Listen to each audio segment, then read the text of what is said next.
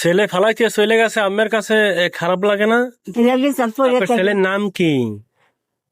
নাম বাবা কইলা কে শুনি, বলেন। রমজান। এদিকে তাকান, একটু আমার দিকে তাকান। ছেলের নাম কি? রমজান? হ্যাঁ, হ্যাঁ, রমজান ভাই, আপনার হোম ডিস্ট্রিক্ট নাকি ময়মনসিং? আপনার মার বয়স 100+ বয়স। এই বয়সে মায়ের ফালাই যে গেলেন, আপনার তো সন্তান আছে, একদিন আপনাকেও ফালাই যাবে।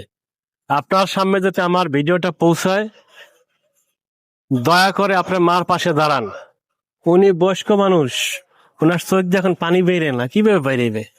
কষ্টে আপনার কি ওনার মন পাথর হয়ে গেছে, হাঁটতে পারে না। প্রিয় বন্ধুরা, ওনার একটা হাতের ওইটার কি বলে জানি, ওইটার কি বলে ভাই, ওইটার কি বলে? এইটারে এই যে লাঠি, ওই যে কেতকলি নিচে দিয়ে হাঁটে, যাদের ট্যাং টং ব্যথা থাকে। তো এইরকমের আমেরও হইতে পারে।